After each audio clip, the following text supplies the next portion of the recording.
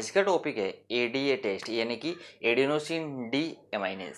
इस टेस्ट के बारे में हम लोग जानने वाले हैं इस वीडियो के अंदर। कुछ बेसिक लेकिन इंपॉर्टेंट जानकारी आपको मैं देने वाला हूँ।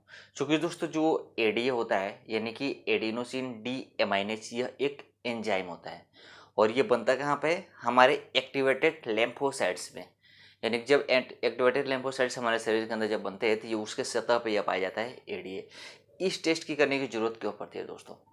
उसके पहले आप लोग ये जान लीजिए कि ये जो टेस्ट होता है यह हमारे शरीर के अंदर जो बॉडी फ्लूइड्स पाए जाते हैं उसमें हमारे शरीर में एडीए का लेवल कितना है यह जांचने के लिए टेस्ट किया जाता है। और ये कौन से फ्लूइड हैं, तो उसमें जो फ्लूइड आता है दोस्तों होता है प्लूरल फ्लूइड। यानी कि प्लूरल फ्लूइड जो हमारे बॉडी के अंदर पाया जाता है उसमें एडीए का लेवल कितना है यह पता करने के लिए इस टेस्ट को किया जाता है। लेकिन एडीए से हमको पता क्या चलता है, यानी कि इस टेस्ट के माध्यम से हमें क्या जानकारियाँ मिलती है, कौन से बीमारी का पता चलता है, हमें कौन से ऐसा दिक्कत हुआ है जिसको हम सामना कर रहे हैं और इस टेस्ट से हम उसको आइडेंटिफाई कर सकते हैं।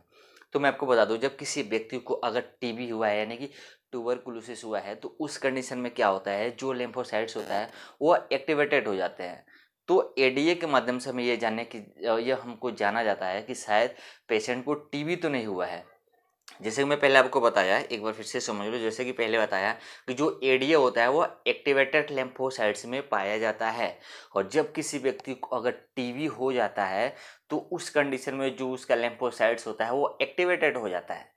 तो इसीलिए टेस्ट कराया जाता है हमारे बॉडी फ्लूइड से, यानी कि प्लूरल फ्लूइड से, शायद किसी व्यक्ति को टीबी तो नहीं हुआ है। तो यह टेस्ट करके आइडेंटिफाई करने की ज़रूरत पड़ती है।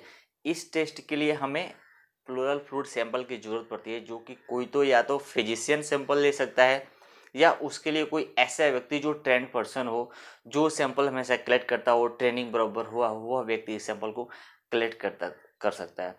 इसके लिए कभी भी किसी भी प्रिकॉशन की ज़रूरत नहीं पड़ती है। आप कभी भी अपनी सुविधा अनुसार सैंपल ले सकते हो या फिजिशियन ले सकता है। सैंपल लेने के लिए हमें एक सुई या नीडल की ज़रूरत पड़ती है जिसके माध्यम से हम सैंपल लेते हैं।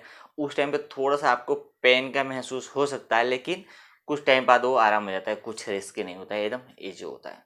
दोस्तों जब ये टेस्ट हम कराते हैं तो हमें कैसे पता चलेगा एडीए से कि हमको टीबी हुआ है कि नहीं है? तो अगर एडीए का लेवल मोर देन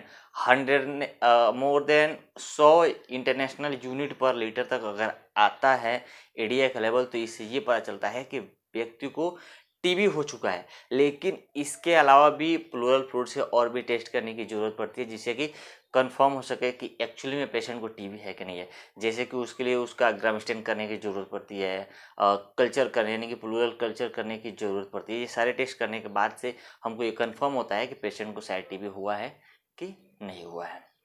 उसके बाद से दोस्तों ऐसे कौन कौन से कंडीशन आते हैं जहाँ पे अगर आप टेस्ट कराते हो एडीए का तो हाई हो सकता है, यानी कि टीबी के अलावा भी और भी कुछ प्रॉब्लम आपको हो सकती है जिस कंडीशन में जो एडीए होता है वो हाई होता है।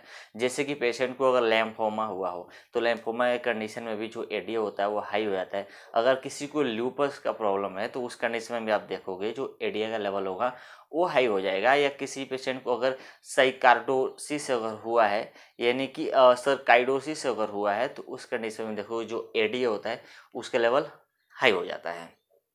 चूंकि जहाँ तक टीबी की बात है, ट्यूबरकुलोसिस की बात है दोस्तों, तो उस कंडीशन में होता क्या है या उसके लक्षण होते हैं कि पेशेंट काफ़ी दिनों से उसको ज़्यादातर खांसी होता हो, बलगम में ब्लडिंग आ रहा हो, उसका वेट लगातार कम होते जा रहा हो, उसको भूख नहीं लग रहा हो, नींद नहीं लग रहा हो।